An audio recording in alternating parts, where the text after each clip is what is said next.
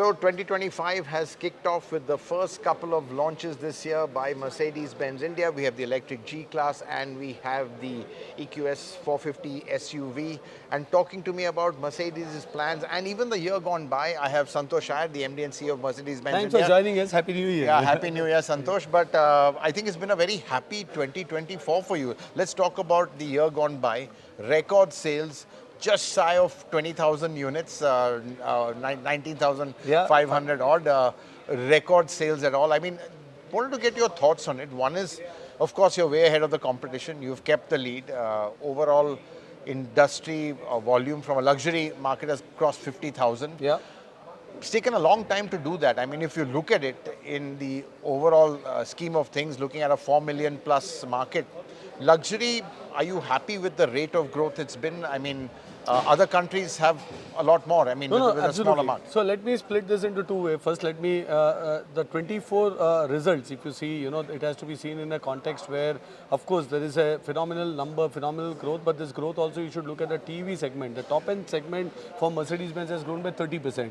So that clearly shows that 1 in 4 cars we sell is a top end car. That is a crop plus. So yeah, 1.5 crores now. 1.5 crores plus. So in that sense, if you look at the customer, the structure of the market is very mature. It's not like entry cars being sold. So we should also not just look at the absolute numbers, look at the structure. Right. But let me come to the pertinent point that this is a 50,000 market and the H2, the growth was hardly 2-3%. We grew by 16%. But what's happening there is also, we have to see that, there is a big differential between the mass market to luxury in terms of gap.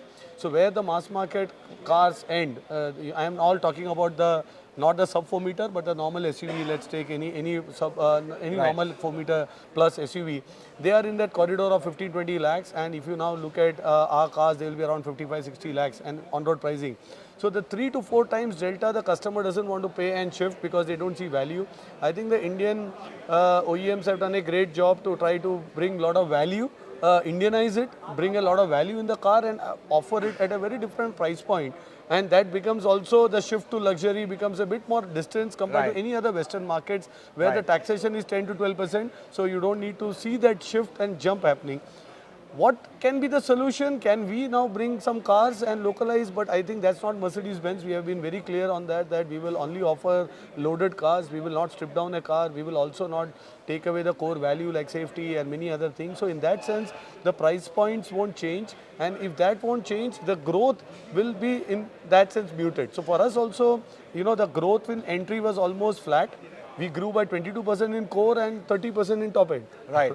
So, but do you think also very GDP related, I mean, obviously affordability is a main issue. So do you think it's very linked also with the GDP growth? And we've seen the trajectory as you have shown that in the last 10 years, you've done about 150,000. No, exactly. 30 years in India, 50,000 cars in 20 years, and then it took off. Last 10 years as 150,000 cars. But more importantly, 1 lakh cars in the last 6 years, which includes COVID period as well. 2 years, 1.5 years of lockdown and not great sales. So if you see the last 1 lakh car has come in very short time. So that shows that there is momentum. There is momentum for growth. But unfortunately, when you look at the total luxury market, we are growing as a brand consistently. But there are some brands which grow, degrow, and so there is a bit of cannibalization happening there.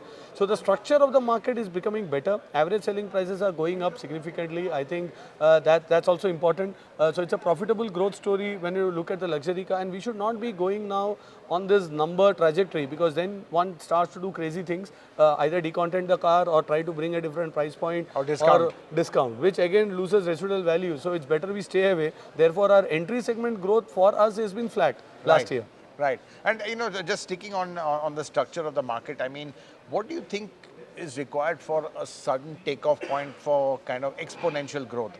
Is it lower taxation or is it when GDP levels reach around 8,000-9,000 a year, 10,000 a year? We've seen this in other markets as well. So what do you think, and what do you think it will take for real exponential growth? So to be fair, the taxation is the same, right? The 48% tax on a car which is more than 4 meter and a 20% road tax is the same for all nameplates. Yeah, but the customs duties as well, which you'll have to But contend there with. we are having local manufacturing. So Right. 95% of the cars are locally manufactured. So in that sense, we are not paying the 60% and the 120. Right, right. These are CKD Only for the 15%. CBUs, yeah. So it's not the biggest. Actually, if you see, our GLA is much more cheaper in India than in Germany. Right. The ex-factory price. Right. So technically speaking, we are able to offer, but there's this huge delta difference between mass market and Interesting. doesn't make consumers because they don't go into the details. It's a car and they feel this value proposition to shift.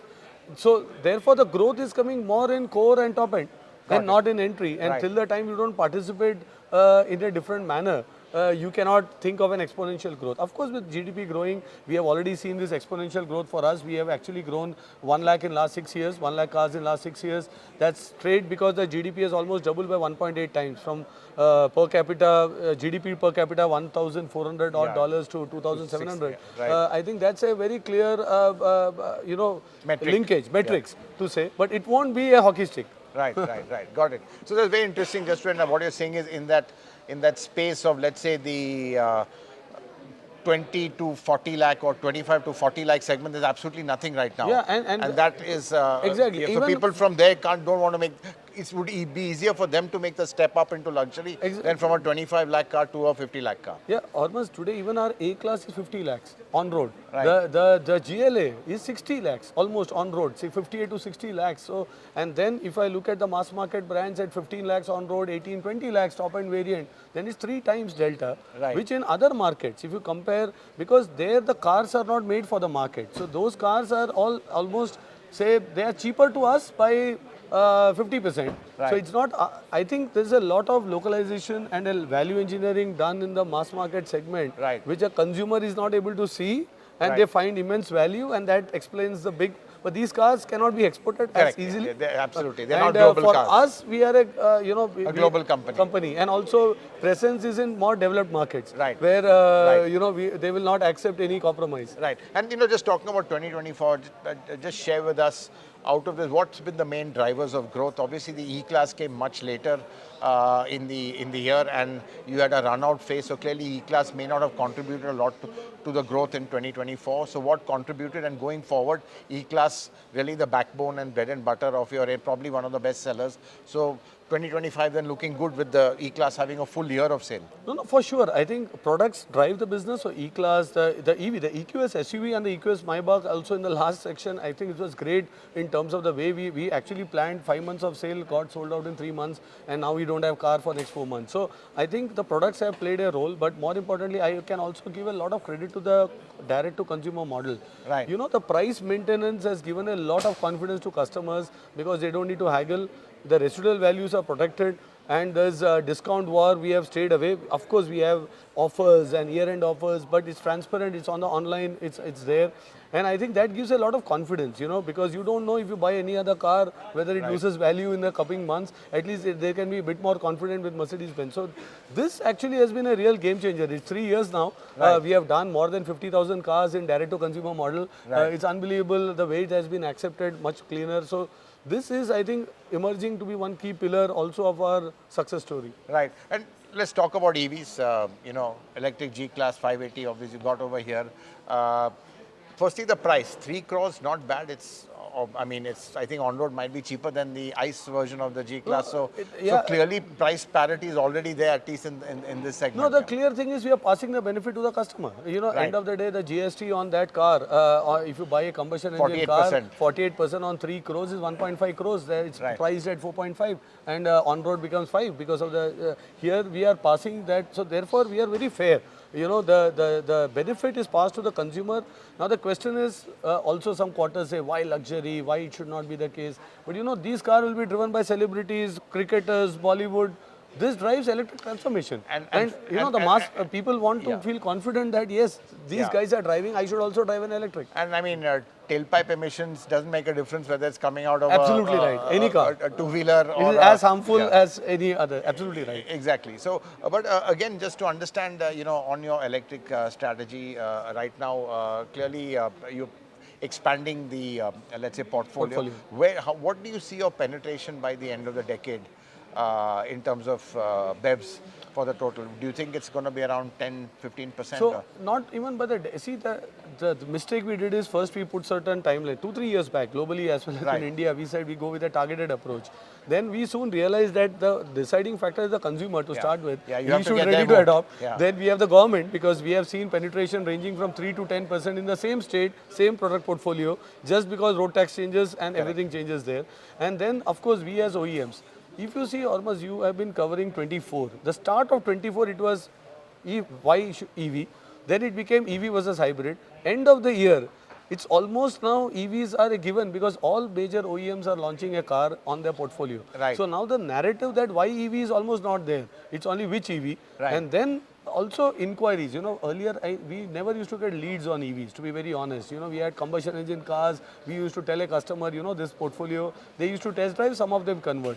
Now I have clear leads. I have customers wanting an EQS SUV saying I want to buy this car. So that's a fundamental departure. So 6%. Now whether we have reached the inflection point where it starts becoming faster, I am pretty confident that with all these launches which will happen during Bharat Mobility and this buzz that's getting created, this negativism a bit on the powertrain and Right. whether sustainability. We also did an exercise of last year, all EVs bought, how are they charging? 80% of them are charging at home or office. Correct. So the public charging is not Hardly as being much, used. hardly being used. So we feel it should accelerate. There is a clear potential, Right. but we don't want to go with a target-based approach. We rather be conservative. That's why we didn't plan the SUV 7-seater also Right. as aggressive.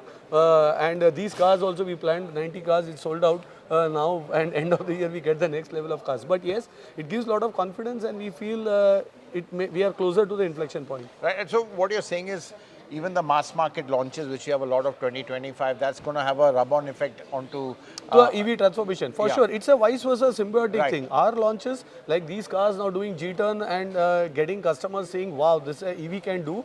Similarly, mass market really giving the benefits of EV, telling them the story about why this is important. I think the narrative is then singular. Right. It's not a mixed narrative, and then I think the customer then is not as confused as what it used to be. Right. And just going forward, Santosh, 20,000 units in 2025, I mean, obviously you will cross that mark because otherwise it would be a flat year for you theoretically. And in terms of capacity also, interestingly, your plant was 20,000 for a long time. Now I think you've seen and I think it's expanded now to 30,000, am I right? Yeah. So, firstly, we are looking at growth. Clearly, we should continue the growth momentum, and that means these numbers we should be able to cross as the growth comes in. But we also have macroeconomic headwinds, the overall global geopolitical topics nobody can predict. On the other side, the dollar to the rupee went on a very different note in the last 15 days. But on the positive side, euro is not affected. So Right. we are still okay with the price increase we have done. So these are things which difficult to predict. Given a chance with around, I have more than 2,000 order bank now as we start the year. Right. So pretty confident that the year should turn out quite strong as well. But these things are beyond prediction, so a bit difficult to say. Coming to capacity, I think Venkatesh and team, my colleagues here, they are really innovative. They stretch everything out. We will be able to continue with this without any further investments for at least for a couple of years. Product-based investments will continue, but we will be able to deliver to the market demand. Right. Well, Santosh, congratulations on a great 2024 and Thank wishing you. you a successful 2025 ahead. Thank you. Thank you.